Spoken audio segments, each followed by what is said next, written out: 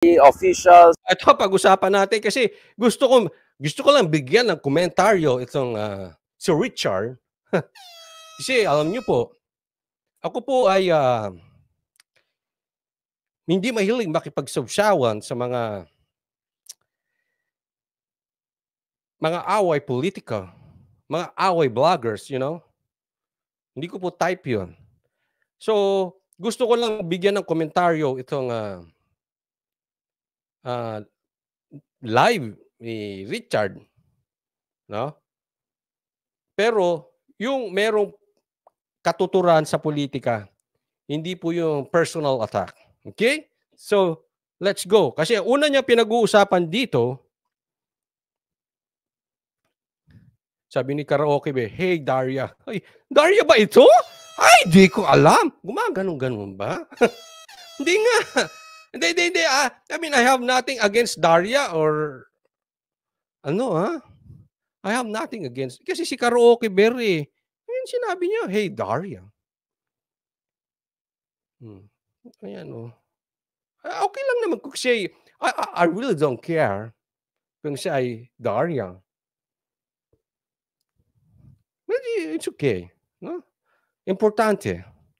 Well, let's talk about the politics. Okay? So, ang topic niya rito, yung mga retired generals na sumuporta. So, yung magbibitaw na suporta. Ano masasabi niya dito? Pakinggan natin. Retired military generals na nagkakaroon ng discontent, nag-withdraw daw ng kanilang support, parang, so what? Like, hindi naman kayo in service. So, mag-withdraw kayo ng di ba? Wala naman kayong, official or any kind of relevant power. But anyways, sa mga generals yan, you have no relevant power. So what? Ay, grabe to si Kurt Aga, Akla? Hindi naman siguro. Ang pogi?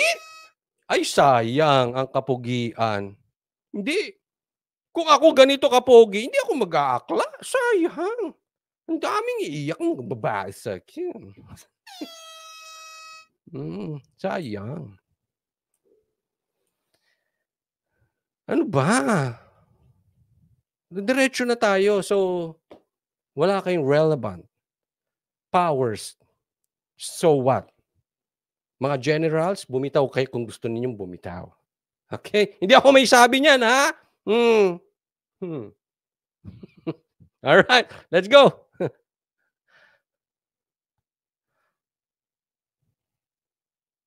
Sabi, wag malitiin ang retired. Hindi po ako, Laura Channel. Siya po ang nagsabi. Kasi alam niyo po, ang laki ng respeto ko sa mga retired. Not only retired generals, retired lawyers, basta retired ka, ang laki ng respeto ko sa iyo. Bakit? Malaki ang ambag mo dito sa mundo. So, hindi porket ikaw ay ganon. That's why I respect my parents. I love my parents. My parents, my grandparents, etc., etc. My family knows it. I love my parents. Even I love them even over my life. So, sa mga retired, salute sa inyo. Okay. Conrada Lostebert, maraming salamat po sa stars. Diretso na tayo. Usapan din natin yan. Ito na ba yung violent lashes of a fading beast? Ito ba yung nangyari? Now, speaking of itong mga vloggers/trollers. Ito, mga vloggers/trollers. Kayo mga vloggers na troll. Sino-sino ito? Na medyo na-ban daw. Ang akin lang naman. Yung mga na-ban sa Facebook. I assume ang tinutukoy niya rito is si Banat Pie, si Sass, and si Maharlika. Kasi sila yung mga nangunguna at malalaking vloggers na na-ban sa Facebook. So pag-usapan natin yan. First of all, magpapasalamat ako sa mga trolls na yan dahil even if na-stress tayo nung una, over time, medyo nasanay tayo sa kanila. And more importantly, dahil sa kanila, naging active tayo dito sa social media. So let me say, thank you sa kanila, sa mga trolls na yan. Thank you raw sa inyo mga trolls. Banat Bay, Sas, Maharlika, mga trolls kayo. Thank you. Dahil naging vlogger si Richard. Ay, hindi ako nagsabi niya, huwag kayong magalit, ha? Ako'y parang parrot lang. Inuulit ko yung kanyang mga sinasabi. Alright? Pangalawa, alam ko naman ever since yung mga troll na yan, yung marami dyan sa kanila, ito ay mga sumakay lang dun sa wave ni Digong noong 2016. Ops, excuse me. It's not me. O, ito lang daw. Ito lang yung sumakay kay Digong, kay PRRD noong 2016. Not me. Pero excuse me po. Ha? 2020, since 2021 campaign, okay? Wala na po kami sa power. Alright? Galit na nga ang tao sa amin eh. Kasi ang nangunguna nun si Bongbong Marcos.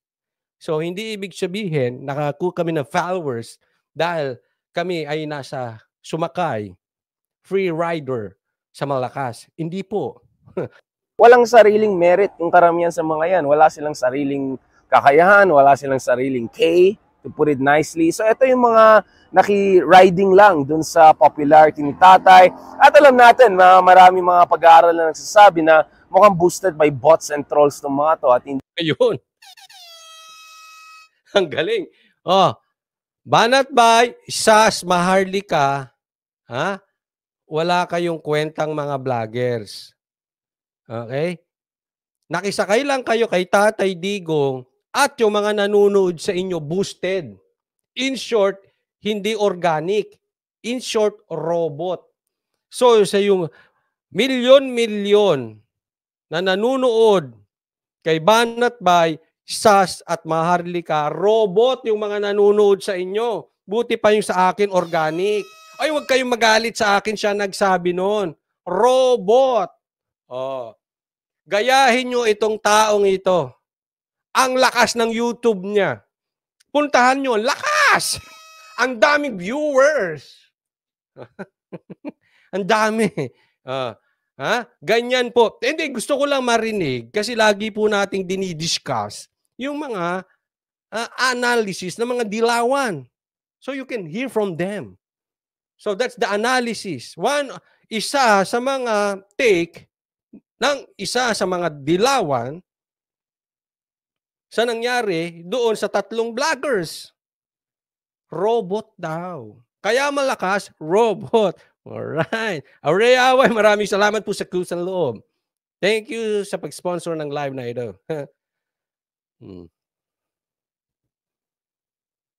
Duloy. Di organic. Katulad natin mga kameta, tayo organic tayo. Alam na. Yon, organic siya.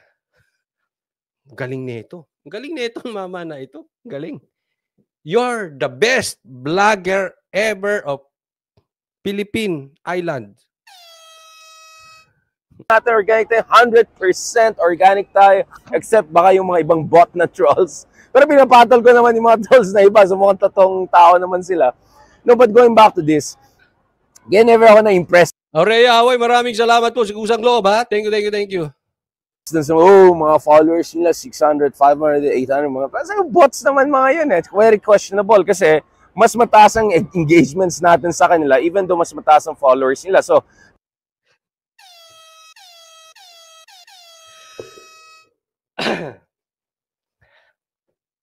okay. Wala daw siya. Hindi. Ililinawin ko lang, ha?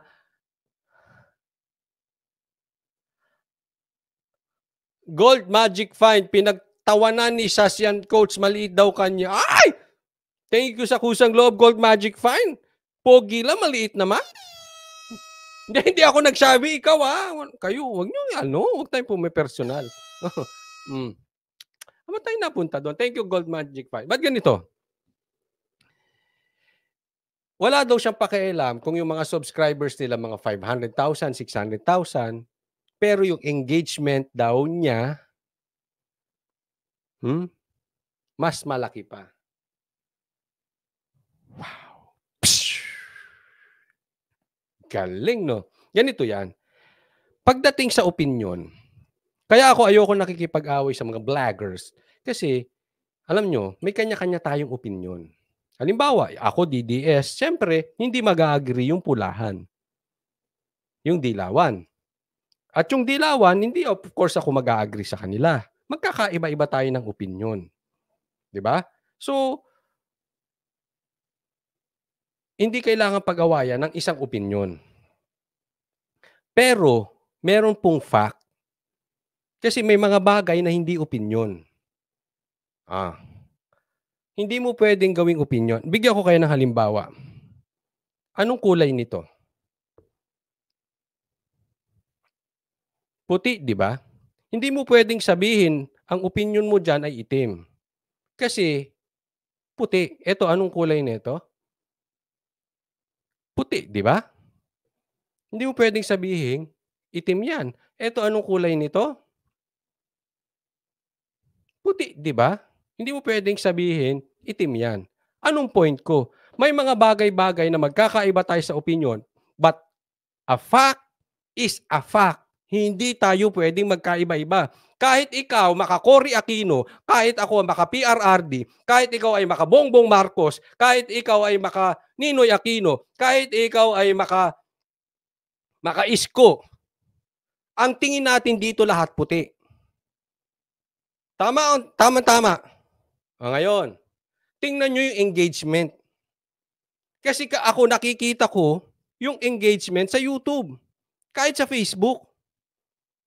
Pag may channel ka, nakikita mo yung views kada month. Mga nag-subscribe kada month. Million po. Tingnan nyo, yung YouTube nito. Hindi ko alam yung Facebook. Sino mas malaki engagement naman? So kahit dilaw ka, tanga ka na lang. Pagka sinabi mo, lamang pa ang engagement nito. Doon sa 3. May galiwang naman.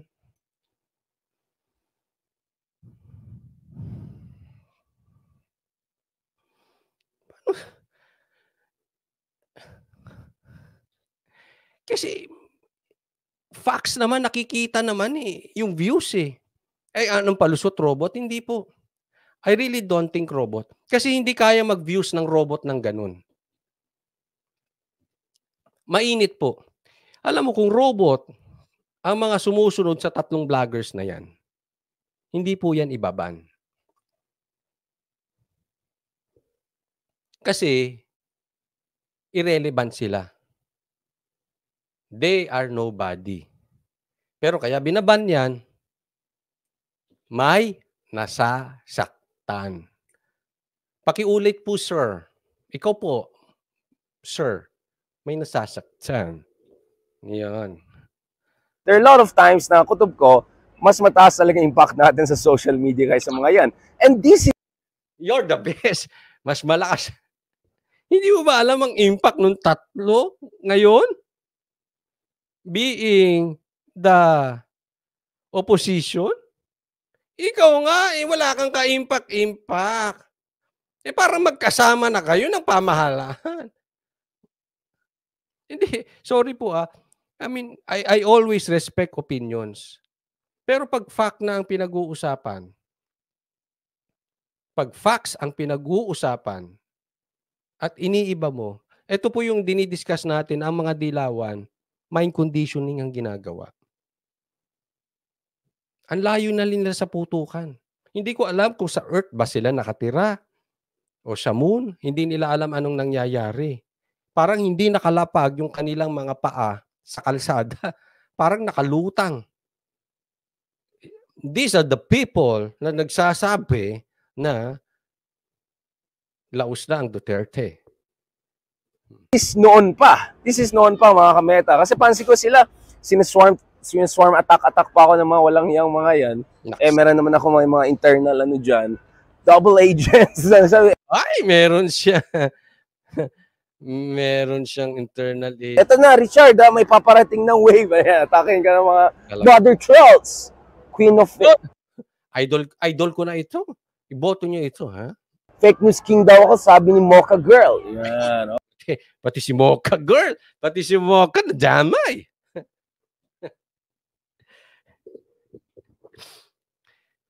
Okay, anyway. ang dami ng mga daming bardagulan nangyari. Kaya actually, naging komportable ako sa social media dahil sa lahat ng mga bardagulan na ginawa natin ng panahon ni Digong, di ba? So anyway, nagpapasalamat ako sa mga trolls na yan. Lux. But I hope itong mga ibang troll queens na yan na iba, yung mga feeling expert, feeling scholar, you know, we have to remind these people, no? They only got where they are today, or actually not today. You know, these people, ano? A few years ago is, dahil sumakay lang sila. Free riders. You people. Oy, hindi mataas ang tingin ko sa sarili ko. Ako nga tingin ko ang pinakabobong vlogger sa buong mundo. At ikaw ang pinakamatalinong vlogger sa buong mundo, sir. Ito yung mga free riders. Well, not so free maybe. So, ngayon, may ganun pa. May pitik pang ko, not so free. Ba't ang daming galit sa yung gancho? Ay, nakaw!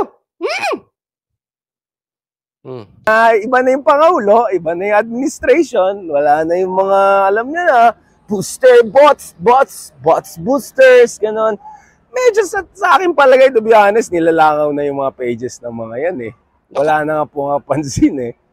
Tinitagtag ako ng mga iba sa kanila, parang, not worth it. It's not even worth it. Kayo, ay, Banat Bay, Sas Maharlika. Nilalangaw na yung mga page niyo. Ulitin natin. May ebidensya ako nilalangaw ang page niyo. Anong ebidensya ko? Eto. Pakinggan nyo. This is my evidence. Eto, hawak ko ang alas. Hawak ko ang ebidensya, ang alas na ebidensya na nilalangaw na ang page niyo. Eto na. Yan. Okay, anyway. Ang dami ng mga daming bardagulan nangyari. Kaya actually, naging komportable ako sa social media dahil sa lahat ng mga bardagulan na ginawa natin ng panahon ni Digong, di ba? So anyway, nagpapasalamat ako sa mga trolls na yan. But I hope itong mga ibang troll queens na yan na iba, yung mga feeling expert, feeling scholar. Troll queens, feeling expert, feeling scholar. Sino kaya ang pinapatukuyan niya? Baka si Sas. You know, we have to remind these people, no? They only got where they are today, or actually not today, a few years ago, is dahil sumakay lang sila. Ito yung mga free riders. Aurea Haway, maraming salamat po sa stars. Well, not so free maybe.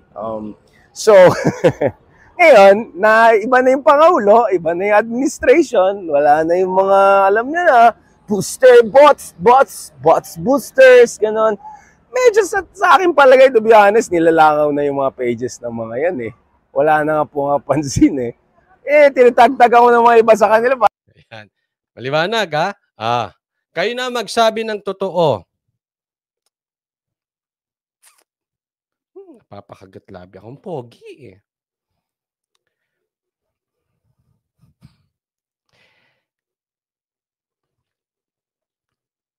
Wala na raw kasi yung presidenteng si PRRD.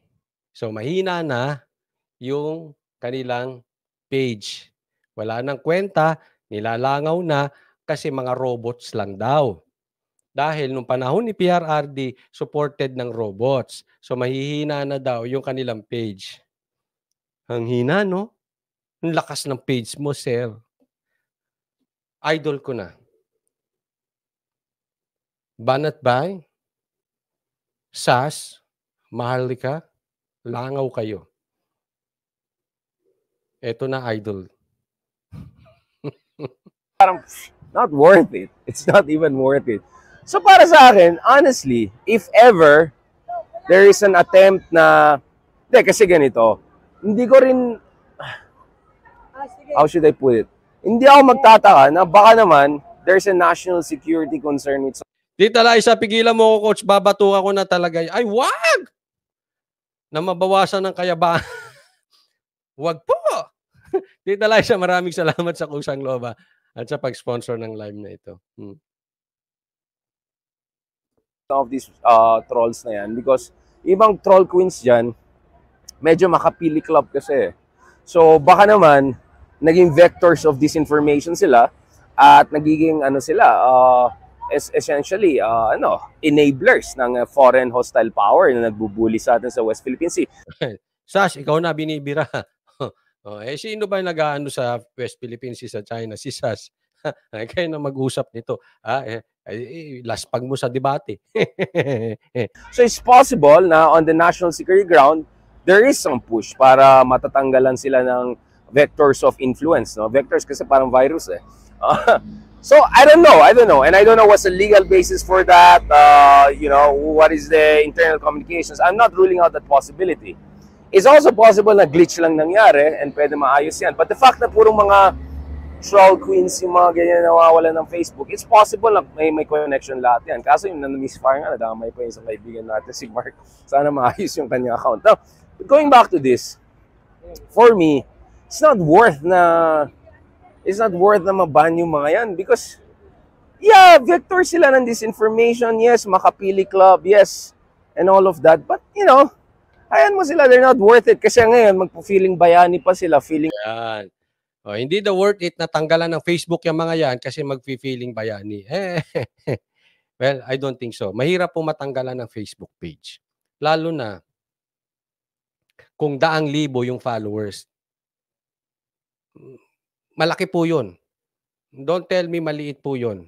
Pero kung gusto mo talaga pagpilita, malakas ka, ikaw na. I'm talking about facts. Lakas ng Facebook nila, lakas lalo ng YouTube nila. No? But kung gusto mong paniwalaan ng sarili mong kasinungalingan, di ikaw na ang the best. Freedom of expression pa sila. Ayan, mag-SMNI moves na sila. Not worth it, to be honest. If ever talagang there's a push na mababan na talaga mga to at matatanggal na sila sa mga iba't ibang mga platforms. I don't know, I'm just saying they're not worth it. At actually sila yung mga helpful annoyance, if I can put it nicely, mga ganun. But anyways, mga kameta, ito yung sinasabi ko parate. If you're really, really good, if you're really getting traction and influence because you stand for something real, something important, kung may merit ka talaga, kahit anong administration nandyan, you're just gonna grow and become more and more important, and you're gonna have greater voice, and more people are gonna believe you. And those who matter, those who... Pinagyayabang niya, kahit wala pa si PRRD, dapat malakas pa rin. Ha? Sino bang nakaupo ngayon? Ha? Mahina ba engagement ng tatlo? Honestly. Ikaw ba nakakulong sa kwarto mo, hindi mo alam nangyayari sa Pilipinas? Mahina sila. Sorry baka mahina ako sa research.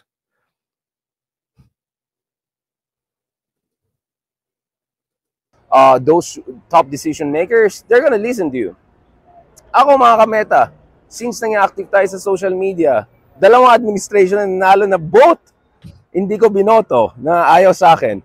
And yet, you know what I'm saying? Kahit kalaban mong gobyerno, kahit kalaban mo yung critic ka ng administration and all, kahit ang dami nagtutroll sa'yo, dami nagbubuli sa'yo, ganun, hindi yan ubra. Kung talagang meron kang conviction sa buhay, kung talagang may basihan ng ginagawa mo, kung talagang desidido ka, makikita ng tao yung quality mo eh. Makikita ng tao na totoo kang tao. Banat ba, Isas, Maharlika, ito gayahin ninyo, ha? Dapat meron kayong conviction at kahit sinong nakaupo, katulad niya, 2 presidente na siya ay oposisyon. Pero ang lakas niya, super lakas. Feel ko nga siya hanggang dito eh. Gayahin nyo kayong mga vloggers kayo, huwag kayong iyakin na natanggalan kayo ng Facebook, okay? Kaya nagpapasalamat ako na this one, against all odds, kahit si... May ebidensya ako. May alas akong ebidensya. Ito, langaw kayo. Digong yung presidente noon, kahit yung naging presidente ngayon, hindi ko naman binoto yan. Alam niyo naman bakit. Alam niyo naman, may standard naman kasi ako eh.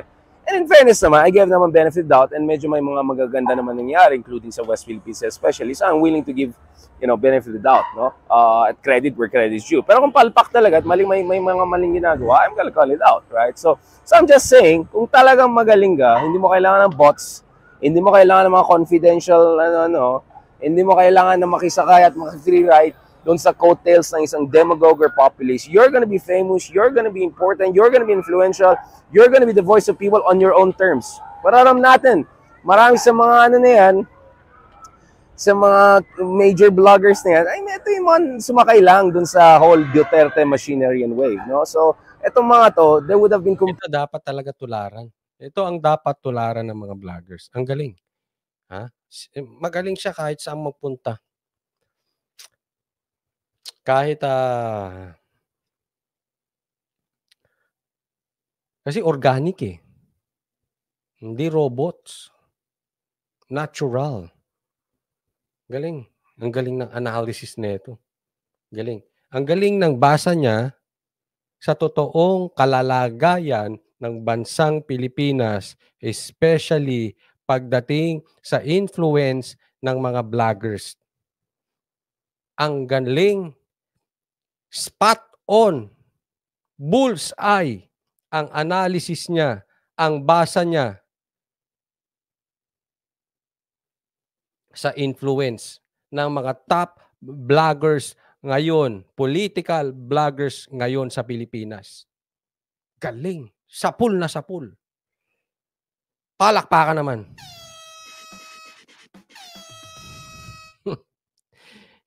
Hindi porket nag-i-speak sikat na. O, ganyan. Yung iba kasi, basta magaling mag-English, parang may laman na isip eh, no? Oo.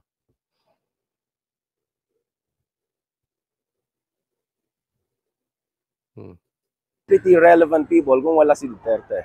Okay, let's be absolutely clear about this.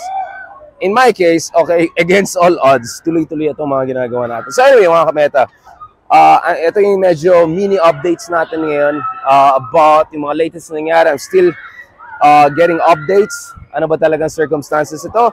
Maybe there's really nothing. Maybe this is a nothing burger. Pero just in case ito ay talagang something is going on here, baka nga may kinalaman ito dun sa national security dahil may alam natin yung iba makapili club talaga at they're not there. So, national security, ibig sabihin si SAS. Dahil doon sa West Philippine,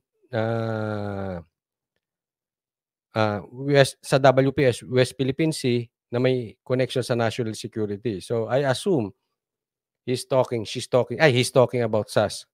To be a voice of opposition, they're there to be a voice of a hostile foreign power. No? So tingnan natin what's going on there. But ako personally, not worth banning yung mga yan. Let them be there. Nilalangaw lang naman yung mga yan. At saka 3% na lang yung support base ng mga yan. Galing, no? 3% na lang ang support base ng mga yan. So kayong tatlong vloggers, 3% na lang ang supportan nyo. Kasi halos 100% ng mga Pilipino, more than 90%, gusto nila yung ginagawa ng administration pagdating sa West Philippine Sea, pagdating sa ating mga alyansa, etc. So I'm very, very confident about this. Maingay ba? Dito lang kasi may lighting eh. Hindi maganda yung lighting sa kabila. Anyways, mga kamay. Mas maganda dyan, Brad. Maganda lighting din. Thank you so much sa lahat ng mga nanonood sa atin, sumusuporta sa atin. Tuloy-tuloy lang ito mamaya. Supportan nyo, follow. Follow him. Mag-R&R na tayo. So, follow, hindi follow. So stay tuned. Pag-usapan natin itong Harry Roque. Harry Roque. Parehas kayo? Galing ka kay Harry Roque. Warnings, gulo ba? Hindi ba gulo? Ano bang mga pakulo dyan sa military, mga retired military? Meron ba tayong dapat alalahanin? Yan, marami tayong pag-usapan. So on that note, thank you very much mga kameta. God bless and talk to you soon. Ay, yun, oo. Alam mo naman, isa pa, dagdagan ko, pang-asar lang. May pahabol, kaya hindi ko sinaray. May pahabol siya. Pang-asar daw, ano yun? Yung ibang vloggers kasi dyan, iyak-iyak sila ngayon dahil yun lang alam nila sa buhay. Alam mo, kung totoong scholar ka, kung totoong may alam ka sa buhay, kung totoong magaling ka, you're not gonna need social media or anything like that. You're gonna be published by the leading publications all around the world. You're gonna be interviewed by the leading media outlets around the world. You're gonna be giving lectures. You're gonna be invited by think tanks all around the world. So, yun lang. So, kung talagang magaling na vlogger ka, ha? Ako, ina-assume ko si Sas ang pariringgan niya rito. Kung talaga magaling na vlogger ka, hindi mo kailangan ng social media.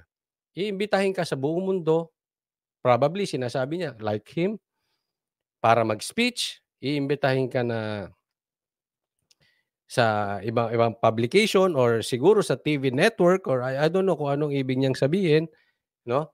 In short, marami kang invitation and you don't need social media. So, kung magaling ka talaga. Okay? I wanna be like Richard. Gayahin niyo siya, Richard. Sas, gayahin mo to, ha? Gayahin mo. Kung talagang magaling ka, dapat iniimbita ka. Okay. Bakit ko ba binalita ito, no? Kasi, hindi ako mahilig argumento sa mga vloggers. Kaya lang, hindi po kasi opinion yung sinasabi nitong mama. Kasi kung may opinion tayo, okay lang yun. Iba-iba tayo ng opinion, no? Gaya ng sabi ko, kita naman ng tao yung engagement ng 3 vloggers. Kita nyo namang malakas. So, huwag mong i-downplay yung accomplishment ng 3 dahil sila ay hindi sang-ayon sa iyong political leaning. Pinagtatanggol ko lang yung 3 kasi sila ngayon ang nagbabantay ng mga tiwali sa bayan na ito. No? So, hindi natin kailangan magsinungaling about statistics kasi numbers ay ebidensya. Hindi po opinion ang numero. It is exact. Pag millions ang engagement nila, it means millions. Not thousands, not hundreds.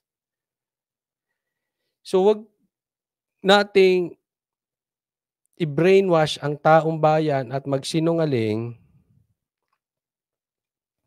para gawing katatawanan yung pagbaban sa 3 vloggers. Kasi alam mo, hindi biro yung pagbaban dun sa 3 vloggers. Dapat sana, kahit iba pa ang iyong political leaning, alam mo, kahit ako kunwari mababan siya, hindi ko magugustuhan. Kasi dapat dito, sama-sama tayong pinaglalaban natin na hindi binubusalan ng bibig natin. Kahit mag-iba tayo ng kulay, dapat pagdating sa pagbusal ng freedom of speech, magkakasama tayo. Regardless kung sino ang iyong politikong sinusuportahan. Kahit anong kulay. Huwag nating gawing katatawanan or kayabangan ang pagbaban sa mga political vloggers. Ang mali, mali.